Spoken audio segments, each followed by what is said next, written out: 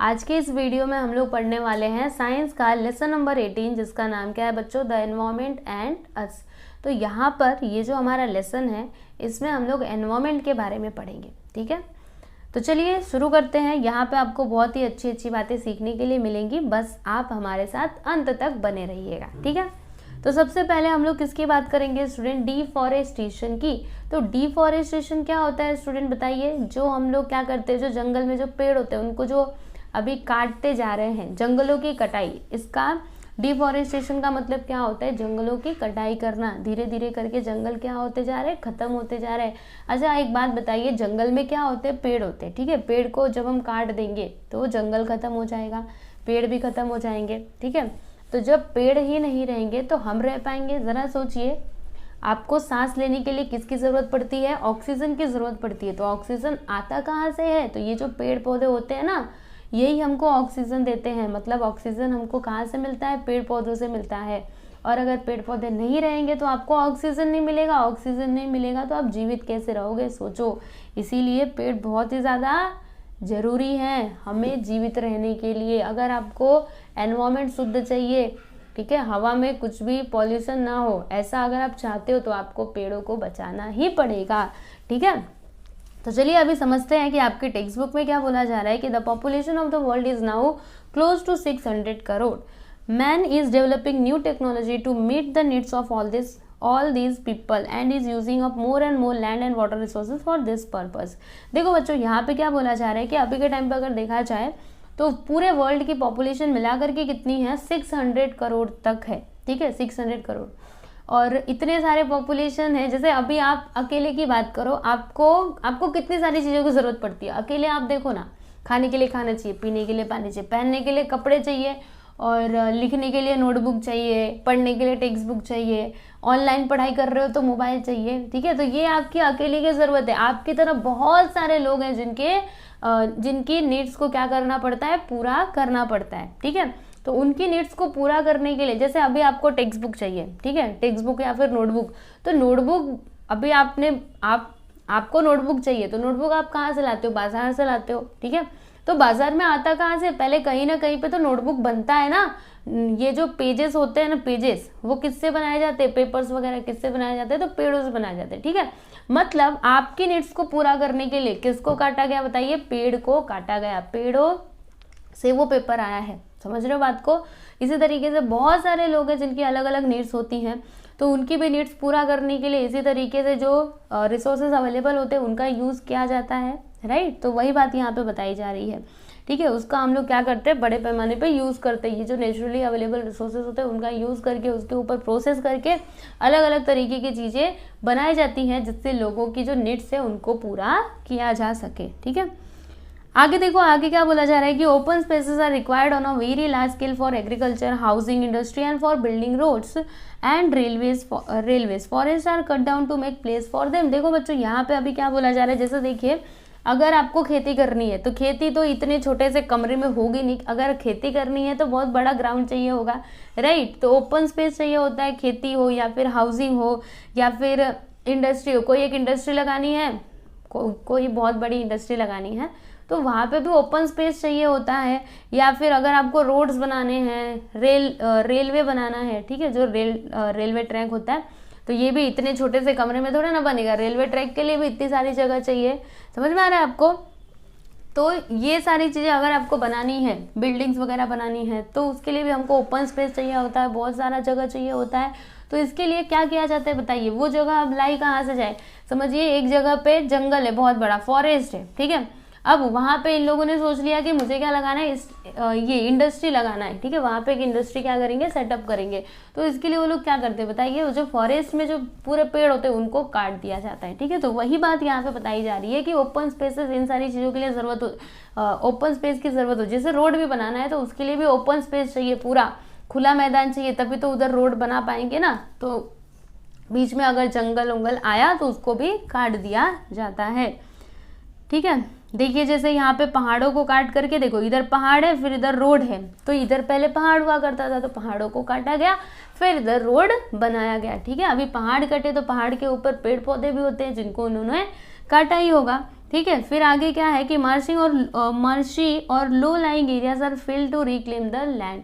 और जो दलदल वाले एरियाज होते हैं ना, दलदल आपको पता है ना, जिसमें अगर आप एक बार घुस गए ना तो उसमें निकलने का कोई चांस नहीं होता, मतलब आप जितना निकलने की कोशिश करोगे उतना ही अंदर जाते जाओगे, ठीक है। तो ऐसे वाले जो दलदल वाले जो भी एरियाज होते हैं उनको फिल किया जाता है। अगर वहाँ पे रोड बनाना है तो उसको पूरा भराव करोगे तब तो उधर रोड बन पाएगा ना। ऐसे थोड़ा ना कि नीचे रोड बनाएंगे, देखो जैसे इधर ऊपर रोड बनाते हैं ना, जैसे यहाँ पे देखो बनाया गया। तो जो ज़्यादा ज़मीन में मतलब नीचे वाला एरिया है उसको फिल करके फिर उधर रोड बनाया जाता है, ठीक है। तो वही बात आपको यहाँ पे बताई जा रही है डिफॉरेस्टेशन के बारे में, कि जब भी ये सारी चीज़ें हमको करनी होती है और बीच में अगर कोई जंगल पहाड़ वहाड़ आता है तो उसको ख़त्म कर दिया जाता है, उसको काट दिया जाता है, ठीक है। ये देखिए बच्चों, यहाँ पे रेलवे का यहाँ पे एक चित्र दिखाया जा रहा है, आप लोग देख सकते हो। देखो पुल के ऊपर यहाँ पे पुल बना हुआ है और इसके ऊपर से ये रेल जा रहा है, ठीक है। चलिए आगे देखते हैं, आगे क्या बोला जा रहा है कि the environment provides shelter to different kinds of living things. There are many types of plants in forest. Birds build their nest in trees. Animals like the bear, deer, monkey, elephant, tiger all live in the forest. That is they find shelter in a forest. All their needs are met in the forest. If forests are reduced, biodiversity is also depleted. देखो बच्चों यहाँ पे कितनी अच्छी बात बताई जा रही है। देखो ये जो हमारा एनवायरमेंट है, यानी कि अगर मैं इस जंगल की बात करूँ, ठीक है, फॉरेस्ट की अगर मैं बात करूँ तो वो कितने प्राणियों को शेल्टर प्रोवाइड करता है ना। जंगल में कितने अलग अलग प्रकार के जीव रहते, खरगोश रहते, बाघ रहते, चीता रहते, हाथी रहते, इतने सारे जानवर रहते। मतलब वो जो फॉरेस्ट है वो इतने सारे जो जानवर हैं उनको क्या प्रोवाइड करता है, शेल्टर प्रोवाइड करता है। शेल्टर मतलब क्या, उनको घर देता है। जंगल ही तो उनका घर है ना। ये जानवर लोग रहते कहाँ पे बताइए, जंगल में रहते हैं, ठीक है। जो अलग अलग बर्ड्स होते हैं वो क्या करते हैं, जंगलों में जो पेड़ होते हैं उनके ऊपर वो नेस्ट बना करके, घोंसला बना करके उसमें रहते हैं, उधर निवास करते हैं। तो अगर हम जंगलों को खत्म कर देंगे तो ये जो बायोडाइवर्सिटी है, यानी ये जो अलग अलग प्रकार के जानवर लोग हैं, ये भी तो खत्म हो जाएंगे ना। मतलब अगर पेड़ पौधों को खत्म किया, हमारा जीवन तो खतरे में है क्योंकि हमें ऑक्सीजन की कमी हो सकती है। और दूसरी बात, ये जो बायोडाइवर्सिटी है, बायोडाइवर्सिटी मतलब ये जो अलग अलग प्रकार के जीव जंतु हैं, ये लोगों का भी जीवन खतरे में आ सकता है, ठीक है। तो पेड़ों को काटने से बहुत सारा नुकसान होता है। बायोडाइवर्सिटी एक तो धीरे धीरे मतलब खतरे में पड़ जाती है, एक हमारा जीवन भी खतरे में पड़ जाता है। समझ में आया आपको? तो इसीलिए हमें क्या कोशिश करनी चाहिए, बताइए। मैं आपको हर बार एक ही चीज़ बोलती हूँ कि कोशिश करो आप पेड़ लगाने की, ठीक है। कोशिश नहीं बल्कि आप ये सोचो कि हमें क्या करना है, ज़्यादा से ज़्यादा पेड़ लगाना है अपने जीवन में, ठीक है ना। चलिए अभी आगे चलते हैं।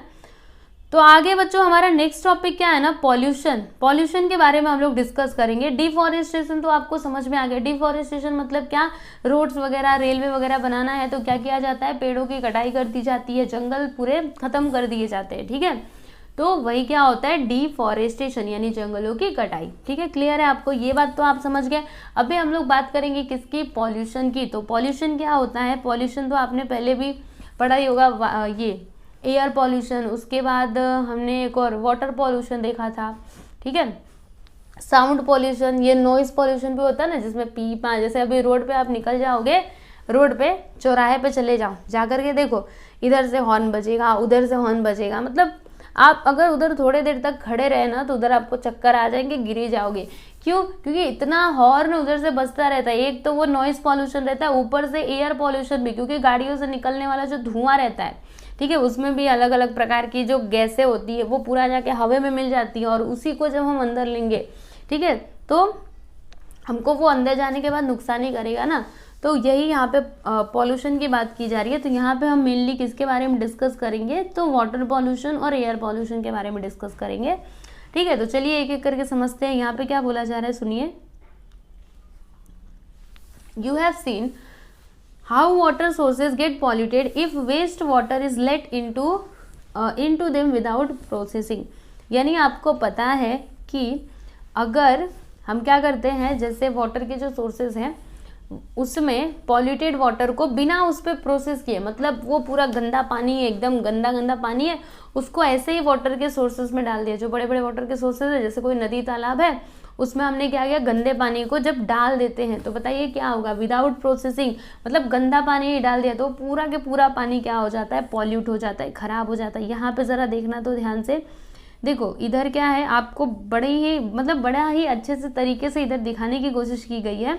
इधर देखो ये फैक्ट्री है, ठीक है, यहाँ पे कुछ तो सामान बनता है, इसमें से धुआं निकल रहा है, ठीक है। अब जो इसका गंदा पानी है वो आप देखो, ये एक वाटर का सोर्स है, ठीक है। तो फैक्ट्री का जो गंदा पानी है, देख रहे हो गंदा पानी कैसे पता चला, इसके अंदर देखो कैसे यहाँ पे अलग अलग प्रकार के कलर से आपको दिखाने की कोशिश की जा रही है, ठीक है। तो ये इसमें इस पानी में बहा दिया जाता है, तो ये पानी पूरा के पूरा क्या हो गया है बताइए, पॉल्यूट हो चुका है। देखो यहाँ पे लिखा है ना, waste water flowing out from a factory into the surrounding, ऐसे ही छोड़ दिया जा रहा है सराउंडिंग में, ठीक है। जो हमारा सराउंडिंग है, हमारे आसपास का एरिया है, वहाँ पे ये पानी ऐसे ही गंदा पानी इसी तरीके से छोड़ा जा रहा है, ठीक है। यहाँ पे देखो एक और चीज, waste water from factories enter into water bodies, देखो ये वाटर का बॉडी है, ये यहाँ पे नदी है शायद से, ठीक है। और देखो यहाँ पे उस कोई एक फैक्ट्री है जिसका गंदा पानी आप देख सकते हो, ये पानी कितना गंदा है, देखो नाली जैसा है, दिखाई दे रहा है आपको, मतलब ये गंदा पानी साफ पानी में छोड़ा जा रहा है। तो बताओ पानी, गंदे पानी की वजह से वो जो पूरा साफ पानी है वो सबके सब क्या हो जाएगा, गंदा हो जाएगा, ठीक है ना। तो वही बोला जा रहा है कि waste water is also given out from factories into their surroundings, if water from such polluted sources keep soaking into the soil becomes infertile. अब सुनिएगा बच्चों, इधर हमने क्या देखा था, सुनो, इधर तो हम देख रहे हैं कि पानी में छोड़ा जा रहा है, यहाँ पे देखो ऐसे ही सराउंडिंग में ऐसे ही बाहर बहा दिया जा रहा है, ये जो फैक्ट्रीज का पानी वगैरह है ऐसे ही बाहर बहा दिया जा रहा है, ठीक है। तो अब इसकी वजह से क्या होगा, वो जो जमीन है वहाँ की, ठीक है, जमीन क्या करेगी, वो पानी को सोखती रहेगी, वो गंदे वाले पानी को, केमिकल वाले पानी को, ठीक है, जिसकी वजह से वो जो जमीन है ना वो क्या हो जाएगा, इनफर्टाइल, यानी कि अब वो मतलब उसमें कैसे, वो पहले फर्टाइल था, ठीक है, लेकिन जब उसमें हम केमिकल वाला पानी बहाते जाएंगे और वो जब केमिकल वाला पानी सोखेगा, ठीक है, अंदर जब उसके जाएगा तो वो क्या हो जाएगा, इनफर्टाइल। इनफर्टाइल का मतलब क्या होता है ना कि वो उसमें कुछ अच्छे से ग्रो नहीं कर पाएगा, कोई हम फसल उसमें लगाएंगे तो वो अच्छे से नहीं हो पाएगा, ठीक है। तो ये होता है इनफर्टाइल का मतलब वो भूमि अभी, अगर आप उसमें कुछ सब्जी वगैरह लगा तो या फिर कोई फसल लगाओगे ना तो वो अच्छे से ग्रो नहीं करेगा, ठीक है, तो वो उसका मतलब होता है इनफर्टाइल। ओके, समझ में आ रहा है आपको। तो चलिए अभी आगे देखते हैं, इतना तो आपको समझ में आया ही होगा पॉल्यूशन के बारे में। देखिए अभी आगे देखिए, chemical fertilisers and pesticides are used on a large scale for agriculture, they seep into the soil और finally flow into the rivers with rain water. देखो बच्चों, अब यहाँ पे क्या बोला, जो केमिकल फर्टिलाइजर्स और पेस्टिसाइड्स होते हैं, यानी जैसे हम लोग ये जो खेत होते हैं उसमें हम लोग खाद नहीं डालते, खाद क्यों डालते, ताकि हमारी फसल अच्छी हो, ठीक है। तो जब हम उसमें ज़्यादा खेती में ज़्यादा मात्रा में ये खाद वगैरह कीड़े मारने की दवा ज़्यादा डाल देंगे तो वो मिट्टी में तो वो रहेगा ही, ठीक है। फिर जब बारिश होती है तो बारिश का पानी क्या होता है, बहता रहता है, हमको पता है। बारिश का पानी इधर गिरा तो वो बहते बहते क्या होगा, जिधर ढलान होगा यानी नदी में वो पानी चला जाता है, ठीक है।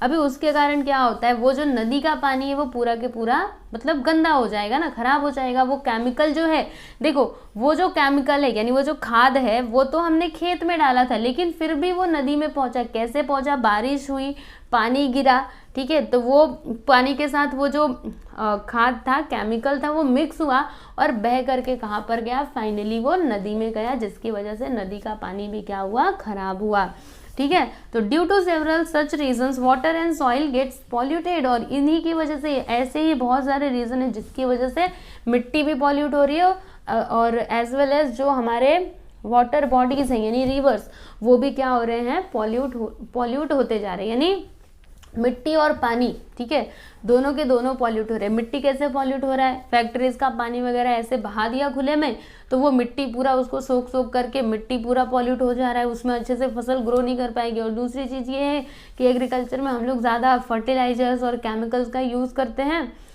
तो जिसके कारण क्या होता है, वो जो पानी है, बारिश के समय पानी बरसा, फिर वो बह करके कहाँ पर गया, नदियों में गया, ठीक है, तो जिसके कारण वो पानी भी क्या हुआ, पॉल्यूट हुआ, ठीक है। तो ऐसे ही बहुत सारे रीजन है। This is dangerous for plants and animals they are, और ये जो है ना, ये किसके लिए डेंजरस है, किसके लिए बहुत ही खतरनाक है, जो प्लांट्स और एनिमल्स वहाँ पे रहते हैं उनके लिए बड़ा ही खतरनाक है। बोलो कैसे? देखो अगर नदी, समझिए एक नदी है, ठीक है, उसमें ना गंदा पानी हम बहा रहे, तो वो पानी के अंदर अलग अलग प्रकार के जीव रहते हैं और जो प्लांट्स वगैरह है वो भी रहते हैं, ठीक है। तो अब प्लांट्स और वो जो जीव है वो शुद्ध पानी में मतलब शुद्ध, जैसे देखो आप भी, ठीक है, जैसे हम ह्यूमन बीइंग की अगर हम बात करें तो अगर हमको पॉल्यूटेड हवा बार बार सांस लेने के लिए मिलेगी तो बताइए जो हमारे अंदर के जो भी सिस्टम है, जो हमारे फेफड़े हैं वो क्या हो जाएंगे? खराब हो जाएंगे, ठीक है, क्योंकि धुआं वाला हवा हम लोग क्या कर रहे हैं? सांस ले रहे हैं, सांस के थ्रू हमारे अंदर जा रहा है, तो हम ज़्यादा दिनों तक जीवित नहीं रह पाएंगे, ठीक है। उसी तरीके से वो जो पानी में रहने वाले जीव हैं, जो भी पानी में रहने वाले प्लांट्स हैं, जब पॉल्यूटेड वाटर, जब वो वाटर जो है अगर वो पॉल्यूट हो जाएगा, पूरा गंदा हो जाएगा, तो वो लोग का भी जीवन खतरे में आ जाएगा, वो लोग ज़्यादा दिनों तक जीवित नहीं रह पाएंगे, ठीक है। और इसकी वजह से अभी आज के टाइम पे ऐसा ही हो रहा है, जिसके कारण इनका जो नंबर्स है, देखो यहाँ पे लिखा है ना, their number reduces and eventually they die out all together. उनका जो नंबर है वो धीरे धीरे कम होता जा रहा है और एक दिन ऐसा आएगा जब सबके सब क्या हो जाएंगे? खत्म हो जाएंगे। That is why they become extinct. इसकी वजह से ये लोग अभी कम होते जा रहे हैं। समझ में आया आपको? तो इसीलिए हमें क्या करना चाहिए? हमें प्रयास करना चाहिए कि हम जो है ना, ये जो वाटर बॉडीज़ हैं इनको पॉल्यूट होने से बचाएं, क्योंकि जल नहीं तो हम नहीं। आपने सुना होगा क्या कहा जाता है? जल ही जीवन है, जल ही जीवन है। इसीलिए हमें पानी को भी बचाने का प्रयास करना चाहिए, हर चीज़ को, क्योंकि सब चीज़ हमारे लिए उपयोगी है ना। जैसे मैं हवा की बात कर रही थी कि हवा चाहिए, शुद्ध हवा चाहिए, तभी तो हम लोग जीवित रह पाएंगे। उसी प्रकार से पानी भी शुद्ध चाहिए। क्या आप गंदा पानी पियोगे तो आपको फायदा करेगा? नहीं, वो तो और भी नुकसान करेगा, ठीक है। इसीलिए हमको पानी को भी पॉल्यूट होने से बचाने का प्रयास करना चाहिए, ठीक है। जो भी फैक्ट्रीज वगैरह में फैक्ट्रीज में जो पानी निकलता है उसके ऊपर प्रोसेसिंग करके उसको वाटर बॉडीज में छोड़ना चाहिए, ताकि वो पानी पूरा के पूरा खराब ना हो, है ना। अब यहाँ पे देखो बच्चों, किसकी बात की जाएगी? वो जो एयर पॉल्यूशन होता है उसकी बात यहाँ पे की जा रही है। सुनिएगा, आप लोग देख सकते हो, देखो ये फैक्ट्री है, चिमनी जैसा कुछ तो जल रहा है, उसमें से धुआं निकल रहा है, और देखो ये लोगों को सांस लेने में कितनी तकलीफ हो रही है। आप लोग भी जब भी रोड पे निकलते होंगे तो देखते होंगे क्या होता है, जब जहाँ पे बहुत सारे मोटर गाड़ी होते हैं, ट्रैफिक जाम लग जाए, ठीक है, धुआं तो उसमें तो निकलता ही रहता है, तो वहाँ पे सांस लेना कितना मुश्किल हो जाता है ना, वहाँ पे हम लोग सांस नहीं ले पाते हैं। तो वही यहाँ पे बताया जा रहा है। तो चलो इसको भी हम पढ़ते हैं, समझते हैं। तो इसमें क्या बोला जा रहा है कि fuel is used all homes besides their big industries and factories in which fuel is used in great quantities. देखो बच्चों, जो फ्यूल होता है, फ्यूल यानी कि ईंधन, ठीक है, जो हर घर में यूज किया जाता है, और इसके अलावा जो फैक्ट्रीज वगैरह होती है, फैक्ट्रीज एंड इंडस्ट्रीज, उसमें भी फ्यूल का यूज किया जाता है बड़े क्वांटिटी में, राइट, सही है ना। ऑन द अदर हैंड, अब दूसरी तरफ देखो, tremendous quantities of carbon dioxide enter the air due to burning of fuels. और फ्यूल के जलने से क्या होता है? बर्निंग ऑफ फ्यूल्स यानी फ्यूल्स के जलने से क्या होता है? एयर के अंदर जो कार्बन डाइऑक्साइड है वो क्या होता है? एंटर कर जाता है, ठीक है, इसी कारण। On the other hand, due to large scale deforestation the number of trees available for absorbing this carbon dioxide is dwindling. देखो बच्चों, यहाँ पे एक दूसरे से, मतलब ये जो चीजें एक दूसरे से कैसे रिलेटेड है, देखो फ्यूल को जलाएंगे तो कार्बन डाइऑक्साइड हवा में क्या हो जाएगा? मिक्स हो जाएगा। अभी कार्बन डाइऑक्साइड को कौन लेता है, कौन ग्रहण करता है? तो ये जो प्लांट्स वगैरह होते हैं ना, पेड़ पौधे, ये सभी क्या करते हैं? कार्बन डाइऑक्साइड को एब्जॉर्ब करते हैं। अब क्या हो रहा है? डिफॉरेस्टेशन की वजह से, यानी जंगलों की कटाई की वजह से जो पेड़ है वो भी कम हो चुके हैं, तो कार्बन डाइऑक्साइड को वो एब्जॉर्ब नहीं कर पाएंगे। अब अगर वो एब्जॉर्ब नहीं कर पाएंगे तो कार्बन डाइऑक्साइड क्या होगा? पूरा हवा में मिक्स हो जाएगा, है ना। The proportion of carbon dioxide in the air is rising continuously, ठीक है। एयर के अंदर जो कार्बन डाइऑक्साइड की क्वांटिटी है वो कंटिन्यूअसली बढ़ती जा रही है। When the proportion of carbon dioxide in the air rises, it leads to rise in temperature। यानी जब proportion of carbon dioxide क्या होगा? एयर में बढ़ जाएगा, मतलब ज्यादा मात्रा में कार्बन डाइऑक्साइड एयर के अंदर हो जाएगा, तो जो टेम्परेचर है वो क्या हो जाता है? टेम्परेचर भी बढ़ेगा, ठीक है। We see such temperature rise in all parts of the world. और वही तो मैं आपको स्टार्टिंग में बता रही थी, हम लोग देखते हैं ना गर्मी के दिनों में जो पारा है वो कितना बढ़ जाता है ना, कितनी डिग्री तक तो तापमान बढ़ जाता है, कितनी गर्मी होती है, फिर वो जीना उस टाइम पे कितना मुश्किल हो जाता है ना, बहुत ज़्यादा जो टेम्परेचर है वो बढ़ जाता है, ठीक है। तो ये सब किसके कारण होता है बताइए? कहीं ना कहीं पॉल्यूशन ही इसके लिए जिम्मेदार है।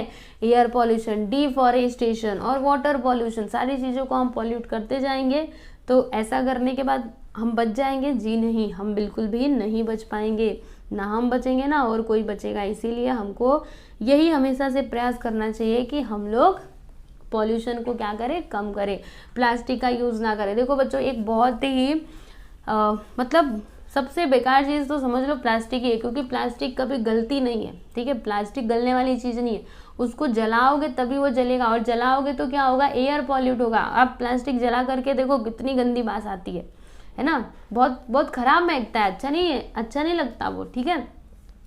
उसके अंदर से वो अगर हवा में मिक्स होगा तो हवा क्या होगी, पॉल्यूट होगी, ठीक है। इसीलिए हमको कोशिश करनी चाहिए कि हम कम से कम क्या करें, प्लास्टिक का यूज़ करें, या तो करें ही ना।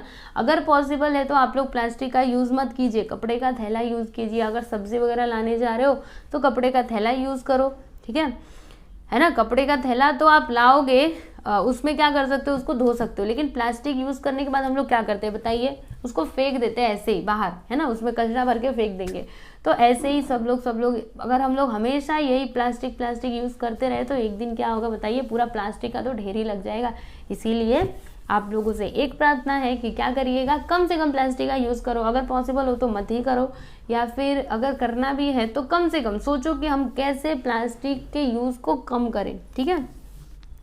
फिर आगे देखो, besides when fuels are burned in vehicles they give out certain poisonous gases as well as smoke.